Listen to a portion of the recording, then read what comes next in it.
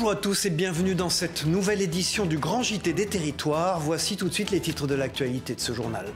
Après l'annonce de Donald Trump qui a décidé d'augmenter les taxes de douane pour bon nombre de pays, dont la France, dans cette édition, nous verrons l'inquiétude de la filière viticole, mais aussi comment rebondir en privilégiant notamment le Made in France avec notre partenaire TV7 et notre partenaire TBO. Depuis 2020, le guide Michelin décerne des étoiles vertes. Cette récompense met en avant les établissements pour leur engagement éco-responsable. TL7 dans la Loire a rencontré un restaurant fraîchement récompensé à l'organisation, vous le verrez, bien particulière. Meilleur ouvrier de France de pressing depuis 2008, Séverine est une experte dans son domaine. Aucun pli ne lui résiste. Cependant, les pressings sont en déclin. Une profession qui doit donc se réinventer, vous le verrez, avec Moselle TV. Et puis, c'est un jumelage qui ne manque pas d'humour. Les villes de Poissons en Haute-Marne et d'Avril en Meurthe-et-Moselle ont un destin lié entre humour et attachement local. Ne loupez pas ce reportage de Puissance Télévisions en fin de journal. Après la hausse des taxes douanières annoncée par Donald Trump, le président américain, la semaine dernière, la filière viticole est en pleine détresse. Les États-Unis sont le premier marché à l'exportation des vins et des spiritueux français. En Gironde, TV7, la chaîne du groupe Sud-Ouest, a rencontré un viticulteur très inquiet pour son avenir, Océane Archambault. Elle était jusque-là une inquiétude lointaine. Mais pour Olivier Metzinger, la menace de Donald Trump s'est concrétisée.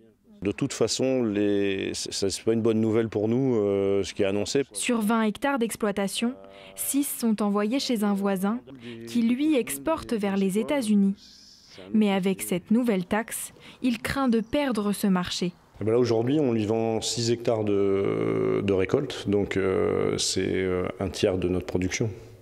Donc si demain il ne les prend plus...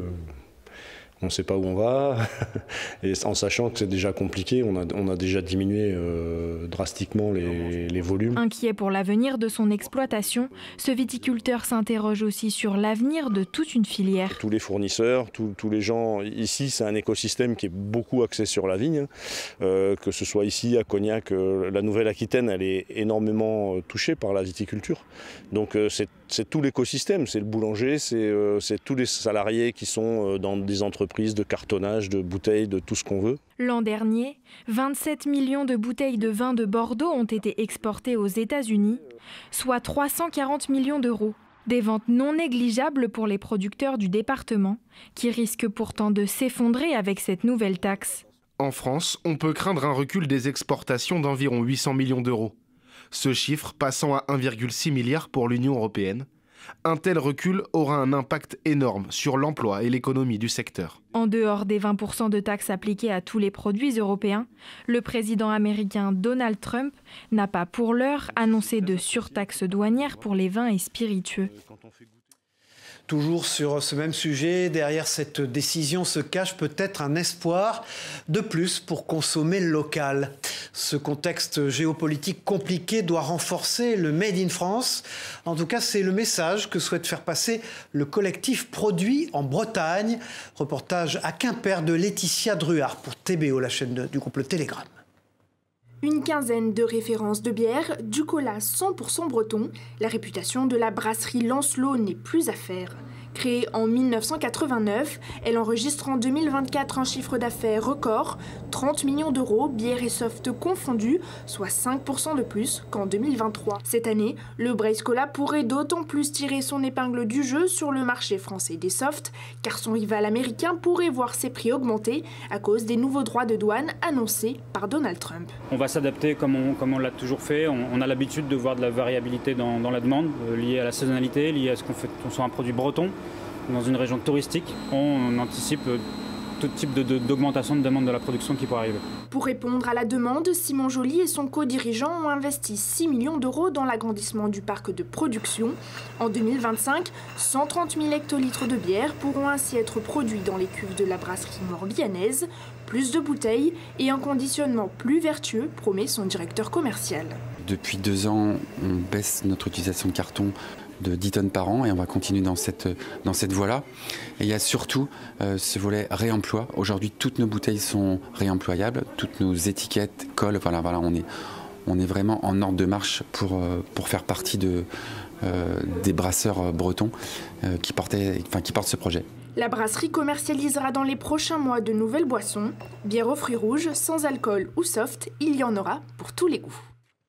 Et si vous passiez un week-end à Londres, eh bien depuis le 2 avril dernier, les citoyens français et de l'Union européenne doivent présenter une autorisation électronique de voyage pour se rendre en Grande-Bretagne.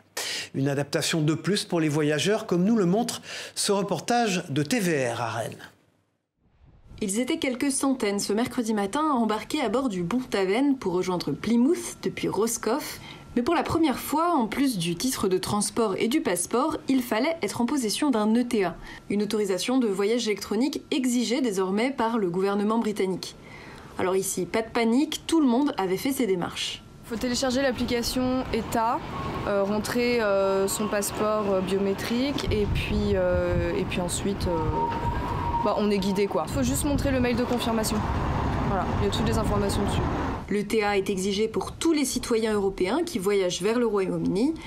Les citoyens britanniques, eux, peuvent toujours rentrer librement, à condition de ne pas se tromper de passeport. J'ai rempli pour la Eurostar avec les détails de mon passeport français et c'est là où il a exigé que j'ai une ETA pour pouvoir rentrer plutôt en Grande-Bretagne. Marilyn et Sarah font partie de l'association Intégration Creasbrace qui accompagne les démarches administratives et crée du lien dans la communauté anglaise de Centre-Bretagne. Le site est en anglais, seulement en anglais. Donc si on ne parle pas anglais, on n'est pas bien. Ensuite, on nous pousse à utiliser une application et tout en bas, on a quand même l'option de le faire via un ordinateur. Donc ça, c'est ce qu'on a fait. Donc on a passé une bonne demi-heure à travailler là-dessus. Et puis une fois qu'on a fait ça s'est bien terminé. Pour un ETA valable 2 ans, il faut compter 10 livres sterling, soit environ 12 €. Mais attention, à partir du 9 avril, le prix passe à 16 livres sterling, soit environ 19 €. En novembre 2023, le gouvernement a annoncé la création de 2 nouveaux parcs éoliens flottants en Méditerranée. Le premier projet se situera au large de Narbonne et les questions sont nombreuses autour de ce parc. Un reportage de Via Occitanie, regardez. Après Narbonne, la commune de Port-Iragne reçoit la délégation des responsables du projet d'éolien flottant au large des côtes de l'Aude et de l'Hérault. Pendant plus de 2 heures, l'État, le gestionnaire des réseaux d'électricité et l'entreprise sélectionnée par l'appel d'offres pour construire et exploiter ces éoliennes ont présenté le futur projet aux habitants. Le cahier des charges dont on a été lauréat fixe certains cadres, la zone où on va devoir se localiser, la puissance totale, il fixe des limites aussi, le maximum de nombre d'éoliennes, en l'occurrence 19, mais on n'est qu'au début d'une aventure de plusieurs années. On va mener de nombreuses études techniques, environnementales, aussi de concertation qui vont nous permettre d'affiner ce projet, où on l'a vu ce soir, ça permet de préciser à quelle distance elles sont des côtes, en l'occurrence 25 km au plus proche, et généralement à plus de 30 km d'ores et déjà pour minimiser au maximum la visibilité depuis la côte. Sur ce parc éolien à 200 MWh, soit l'équivalent d'une consommation d'une ville de 500 000 habitants, les questions sont nombreuses autour du prix du kilowattheure ou de l'impact sur le paysage. Sur cette image, on peut voir à quoi ressemblerait la présence de ces éoliennes au large, à 25 km des côtes du Cap d'Agde, là où le projet s'aperçoit le plus. Pour acheminer l'électricité du large vers le réseau terrestre à haute tension, des câbles sous-marins devront être installés. Des inquiétudes subsistent pour l'activité des pêcheurs qui, malgré une position contre ces éoliennes, dialoguent toujours avec le porteur du projet. L'État explique que pour 90% de ces éoliennes, elles sont situées dans des zones où la pêche était déjà interdite 8 mois par an. Quant à savoir l'impact que cela aura sur les poissons et la faune aquatique, tout dépend du projet qui sera finalement réalisé. Ce 11 avril avait lieu la journée mondiale contre la maladie de Parkinson. Selon l'association France Parkinson, 270 000 personnes sont atteintes de cette maladie neurodégénérative. Et pour lutter contre, le sport est une arme de taille. Regardez ce reportage de notre partenaire WEO TV, la chaîne de la Voix du Nord. Montée de genoux à droite et bâton gauche en même temps. Derrière ces gestes anodins, un combat contre une maladie quasi invisible. Certains sont aidants, d'autres atteints de la maladie de Parkinson. Il y a 8 ans, Pascal observait de premiers tremblements, des symptômes que cette ancienne infirmière a tout de suite repérés. Je me suis dit, j'ai pas le choix, j'ai la maladie, elle est là. C'est une maladie qui évolue, qui n'est pas guérissable, qui évolue mais très lentement. Si on fait beaucoup d'activités physiques, si on essaye de bouger, de faire le plus de choses le plus normalement possible. Depuis, elle participe chaque semaine à ces séances de sport adaptées. Ici, un seul but, ralentir la maladie que l'on dit neurodégénérative avant qu'elle ne nous ralentisse. Les différentes caractéristiques vont être la rigidité musculaire, manque d'amplitude dans la marche, on traîne les pieds au sol, fermeture au niveau des épaules, donc on va essayer de monter les genoux, donc les pieds n'auront plus traîner au sol. Alors on va faire des situations qui vont permettre justement d'aller à l'encontre de ce que la personne atteinte de Parkinson fait au quotidien. Garder le contrôle de son corps, un défi de chaque jour qui va bien au-delà de l'activité physique. Pascaline a accompagné son mari touché par la maladie jusqu'à son décès. Aujourd'hui, plus que jamais, elle rappelle l'importance d'être entourée, même en tant qu'aidante. Si on s'isole, on perd un peu de vie, on a besoin de vie et on a besoin des autres, on a besoin d'amour, on a besoin de sa famille, de ses amis et de toutes les aides qui y sont apportées. Dans la région Hauts-de-France, 6000 personnes seraient atteintes par cette maladie. Un chiffre en hausse selon l'association France Parkinson. Toujours sur le volet santé, attention quand même, si vous êtes adepte des écouteurs et des casques, la surdité est certes une maladie qui touche majoritairement les plus de 65 ans. Cependant, de plus en plus de jeunes souffrent de ces déficiences auditives. Quelles en sont les causes et les conséquences? Écoutons ce spécialiste des pathologies de l'oreille au micro de Télépaysé. Les causes principales de surdité, c'est avant tout le vieillissement. Les expositions sonores sont une cause non négligeable de surdité un peu plus précoce par destruction ou fragilisation des cellules de l'oreille interne. Alors, une utilisation abusive d'écouteurs ou de casques se conçoit au-delà de 6-8 heures par jour. Alors, la surdité n'est pas qu'un problème de manque de son, ça altère aussi la compréhension, mais également va altérer la mémorisation, c'est-à-dire ce qu'on appelle la fonction cognitive. On a plus de troubles de la mémoire lorsqu'on a une surdité. Ça peut également s'associer à un risque un peu plus élevé de chute, puisque les gens qui ont une surdité sont un peu plus instables et donc on sait les conséquences des chutes sur la vie quotidienne. Tout à fait autre chose maintenant. Est-ce que ce sont les belles enseignes qui vous attireront à nouveau dans les centres-villes? À Limoges, par exemple, la commune a procédé à de nombreux réaménagements urbains pour être attractive. Reste à attirer les enseignes nationales. Comment? Réponse avec ce reportage de notre partenaire 7 à Limoges. L'attractivité des centres-villes n'est pas une science exacte. Ce qui fonctionne ici ne marche pas ailleurs.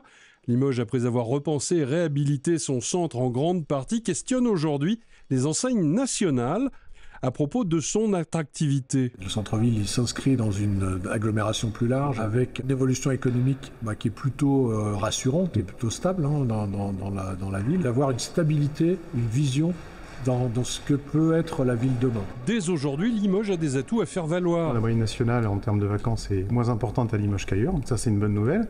Et puis la vacance, ça peut aussi avoir un avantage, c'est que ça permet à d'autres enseignes de pouvoir venir s'installer. Si vous n'avez pas de taux de vacances, il n'y a pas de gens qui peuvent venir s'installer. Il y a tout juste 5 ans, la Covid a arrêté le commerce de proximité. Agile, les indépendants ont lancé des plateformes numériques de vente, une contrainte depuis valorisée. Il y a vraiment une grosse prise de conscience de la part des commerçants et ça c'est une bonne chose, et des artisans également, parce que l'avenir est là et voilà, le commerçant doit en même temps être expert dans son domaine, mais aussi avoir une vision de son commerce en termes d'évolution. En septembre, une journée d'accueil permettra aux grandes enseignes nationales de reprendre contact avec l'environnement limougeaud. Depuis 2021, une loi oblige les collectivités à avoir un plan de sauvegarde. C'est un outil de gestion de crise qui vise à organiser une réponse lors d'événements de grande ampleur, comme les inondations par exemple. Regardez à Grenoble, la métropole a organisé un entraînement grandeur nature. C'est un reportage de Télé Grenoble. Se préparer au pire pour mieux y réagir. Voilà ce à quoi se sont attelés les agents de la métropole lors d'un exercice pour tester le plan intercommunal de sauvegarde. L'idée était de simuler une crise climatique similaire à celle du 29 décembre 2021, où d'importantes précipitations s'étaient mêlées à une fonte des neiges, ce qui avait entraîné de nombreux dégâts, comme la destruction du funiculaire de Saint-Hilaire-du-Touvet. On travaille sur ce sujet-là depuis longtemps. La métropole a mis en place un service qui est la mission risque depuis 2017. On a un volet risque. On travaille également sur ce plan intercommunal de sauvegarde depuis 2 ans et demi, donc bien avant les événements de la Bérarde. Du fait de la loi Matras qui oblige toutes les communes à avoir un plan intercommunal de sauvegarde, ce sont 24 villes et villages de la métropole de Grenoble qui ont été mis à l'épreuve. 6 étaient directement sinistrés, 10 étaient solidaires et 8 étaient en observation. Une coordination entre la métro et la préfecture a aussi eu son importance. Le soutien qu'une intercommunalité peut apporter aux communes est parfois 100 fois plus précieux et parfois beaucoup plus rapide aussi, puisque l'échelle intercommunale est beaucoup plus réduite que l'échelle départementale. Parfois beaucoup plus rapide que ce que l'État peut accompagner. Au total, ce sont 1700 habitants qui ont été virtuellement évacués lors de cette journée de test, et c'est un bilan positif qui en ressort, notamment grâce à une bonne préparation en amont. À partir du moment où on sait où aller chercher du matériel, on n'a pas besoin d'appeler 49 communes pour savoir si elles ont un tractopelle, puisqu'on a déjà une liste et on sait que telle ou telle commune a tel ou tel moyen à disposition. Le plan intercommunal de sauvegarde doit être prêt avant les prochaines élections municipales de 2026 pour que les futurs élus puissent le prendre en main sereinement. Mise en place depuis 2020, l'étoile verte du guide Michelin récompense les restaurants pour leur engagement éco-responsable.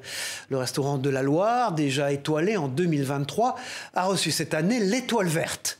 Une récompense qui met en lumière une organisation minutieuse, vous allez le voir, de la terre jusqu'à l'assiette. Un reportage de Yanis Boisdanne pour TL7 dans la Loire.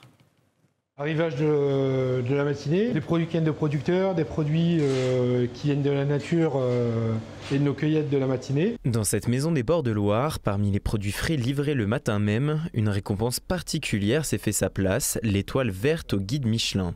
Récompensé pour sa gastronomie durable, le restaurant de la Loire et son chef Fabien Roux accueillent cette récompense avec une certaine fierté. Tendre vers une gastronomie plus durable, plus responsable, c'est très important pour nous, c'est vraiment nos convictions. Il faut savoir que dans la Loire et dans la Haute-Loire, avant nous, il y avait seulement 2 restaurants qui avaient cette étoile verte. Donc c'est une vraie fierté pour nous de les rejoindre avec l'étoile verte. Une distinction qui vient récompenser toute une organisation de la terre jusqu'à l'assiette. On n'utilise pas de pesticides, avec des variétés anciennes. On a un potager aujourd'hui extraordinaire où on fait quasiment entre 150 et 180 variétés de légumes à l'année. Et puis après l'écosystème qu'on a tissé autour du restaurant avec plein de petits producteurs qui nous aident, qu'on accompagne. Le tri des déchets, la récupération des eaux de pluie, le zéro gaspille. C'est notre philosophie depuis le départ et il a fallu un petit peu de temps pour mettre tout ça en place, pour qu'on arrive à une certaine maturité avec tout ça. Et aujourd'hui, cette étoile, j'ai récompensé ce travail qu'on a fait depuis 3 ans et demi maintenant. Dans ce restaurant, les récoltes sont faites 2 fois par jour dans le potager situé à quelques dizaines de mètres de la cuisine. Et dans ce domaine, c'est Bruno qui est aux baguettes. Ancien maraîcher de profession, il est devenu le jardinier attitré du restaurant. Je m'adapte à ce que demande le chef et on ne fait aucune modification du sol et on cherche les variétés qui vont s'adapter à nos sols. La démarche, elle est complètement environnementale. Un restaurant récompensé mais toujours ambitieux, Fabien Roux et son équipe espèrent installer dès cette année des ruches pour produire leur propre miel, mais aussi accueillir des agneaux et des moutons pour poursuivre leur tonte éco-responsable dans le potager et ses alentours. Fini les plis sur vos vêtements. Séverine est meilleure ouvrier de France de pressing depuis 2008. Elle connaît son métier par cœur pour garder les vêtements de ses clients dans un état impeccable. Cependant, vous allez le voir, de moins en moins de personnes se rendent dans les pressings. Malheureusement, un reportage de Moselle TV, Mathéo Philippe. Le repassage, une corvée pour beaucoup d'entre nous. Mais pour Séverine, c'est tout un art. Pour repasser un pantalon, on repasse d'abord les poches, on fait la ceinture, on fait l'entrejambe, donc on glisse son pantalon comme ça. Je mets mon pantalon sur ma table, on se met couture sur couture. Meilleur ouvrier de France depuis 2008, Séverine connaît son métier comme sa poche. Suivant les matières, on ne détache pas surtout comme on veut. Parce que les produits que nous utilisons peuvent rentrer dans la composition chimique de la matière. du tissu et ça peut faire des trous, ça peut enlever la couleur. Mais de moins en moins de jeunes se lancent dans ce métier par manque d'envie, mais aussi... Maintenant, les gens ne s'habillent plus comme dans le temps, j'allais dire. Les gens qui allaient au travail dans les bureaux, ils avaient des costumes, cravates. Maintenant, tout ça, ça se perd. Toujours sur ce même sujet, les pressings donc, sont en déclin depuis le début des années 2000, avec 70% de boutiques en moins, ce qui oblige la profession à se réinventer pour survivre, évidemment. C'est le cas avec la création de Drive Pressing, par exemple, un reportage de Moselle TV, Martin Puech et Jean Milon. Je scanne mon article, il passe à l'emballage, le convoyeur détermine directement l'emplacement où il va être rangé et automatiquement le client reçoit un SMS. La commande est prête, il peut venir le chercher. À l'extérieur, il suffit de scanner le ticket reçu et la magie opère. C'est pratique dans le sens où c'est déconnecté des horaires d'ouverture, donc vous pouvez venir à n'importe quel moment avec votre ticket, ça marche, vous pouvez venir à minuit, c'est surtout ça qui est pratique. Pour Jean-Pierre, le pressing c'est une histoire de famille. Il a repris l'affaire dans les années 90. Avant de construire ce bâtiment, idéalement situé à 2 pas de l'A31, il détenait plusieurs enseignes dans des galeries marchandes et au centre-ville de Thionville. Mais en 2019, il décide de tout fermer et d'investir 750 000 € pour s'installer ici. C'est pas réellement Paris. Lorsqu'on connaît son métier, sa clientèle et les attentes, aujourd'hui, il faut répondre aux attentes du client. C'est le principe du commerce, c'est savoir s'adapter à la demande. La demande réclame de l'accès et de l'accessibilité. De l'accès en termes de parking et de l'accessibilité au commerce par la restitution H24. Donc c'était pas réellement un risque. Aujourd'hui, c'est un des plus gros pressings de la région avec 100 000 pièces par an. Une affaire qui tourne et qui a déjà donné des idées à d'autres professionnels. Le drive pressing a de beaux jours devant lui. C'est reparti. Cette semaine, c'était Jean-Marc Ayrault qui était l'invité de Face au territoire sur TV5 Monde avec la presse quotidienne régionale. L'ancien Premier ministre a répondu aux questions de nos partenaires, notamment à propos des droits de douane imposés par le président américain Donald Trump. Écoutons Jean-Marc Ayrault. On ne sait pas jusqu'où il est capable d'aller.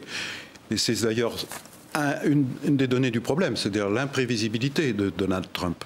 On ne sait pas du tout, ça peut aller dans tous les sens, et ça crée d'ailleurs un climat de grande angoisse, de grande incertitude, et donc on voyait les bourses qui font du yo-yo, mais ça peut durer longtemps, mais ça peut déboucher aussi sur une crise financière, une crise économique, des pertes d'emplois considérables. Donc, pour les filières, par exemple, vinicole, là on parle de Sud-Ouest, évidemment, et Cognac, la Charente, etc.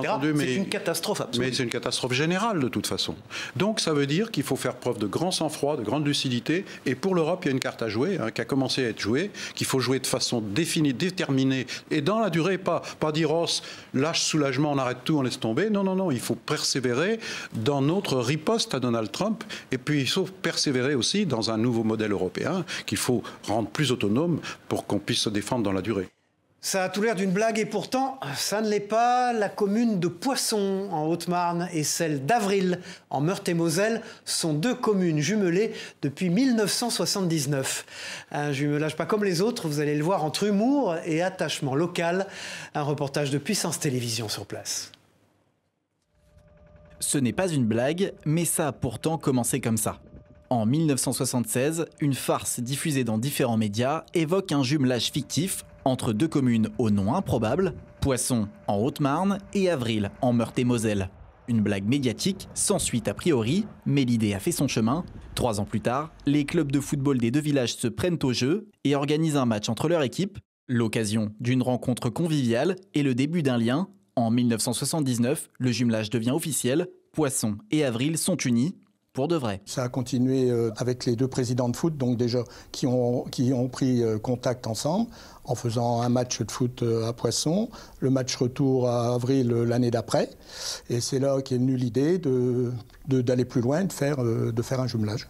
Derrière l'humour, un véritable esprit de camaraderie s'installe. Pendant des années, les échanges se multiplient. Rencontres sportives, fêtes locales ou encore repas partagés, le jumelage fait vivre une tradition un peu décalée, mais très appréciée. Les relations entre la commune de Poisson et la commune d'Avril, par tous les maires qui sont passés, Elle est excellente. Et puis, quand vous rencontrez les anciens d'Avril, en fin de compte, ils parlent de ce jumelage Poisson et ils se sont fait même des amis à Poisson. Pour autant, l'attachement, lui, ne faiblit pas. Le nom des communes continue de faire sourire et le jumelage reste un sujet de fierté, notamment chez les plus anciens. Les nouveaux habitants, eux, ont aussi le même sens de l'humour. Moi, je trouve que c'est un beau trait d'humour. C'est ce qui donne un peu de peps dans nos petits villages. Et la tradition devrait reprendre vie d'ici peu. En septembre, un événement commun est prévu pour la première fois depuis 5 ans. Au programme, une descente de caisses à savon dans les rues de la ville d'Avril, où tous les habitants de Poisson sont conviés. Une animation à l'image du jumelage, décalée, joyeuse, mais bien réelle. Voilà, et puis dans ce journal, quand la passion se transmet de génération en génération. À 19 ans, Michael est fromager. Avec son père, ils produisent de la tome et du bleu. Ces journées, vous allez le voir, sont bien rythmées et pourtant, le jeune homme adore son métier. La Dépêche du Midi, notre partenaire, a pu le rencontrer chez lui dans l'Aude. Regardez. Le sens de tout ce que je fais pour moi, au point de vue de ma transformation et de mes bêtes, c'est qu'on part d'un produit de départ, c'est-à-dire le lait de nos vaches, parce que ça il faut le dire, on ne l'achète pas le lait, c'est le lait de nos vaches, qu'on va ensuite transformer, c'est-à-dire que de A à Z, on va avoir un suivi sur tout ce qu'on va faire, ça veut dire qu'au moindre petit truc, notre fromage il va être loupé, donc c'est quand même un travail minutieux. Le fait de commencer de quelque chose qui part de rien, c'est-à-dire de la vache, qui va ensuite devenir le lait, qui va en fait devenir le fromage au bout d'1 mois et demi, 2 mois, voire ça dépend combien de temps on va pousser nos affinages. Je trouve que c'est quand même un processus qui est joli. Voilà, c'est la fin de ce journal. Merci de nous avoir suivis. On se retrouve très vite pour une nouvelle édition du Grand JT des Territoires. Au revoir à tous.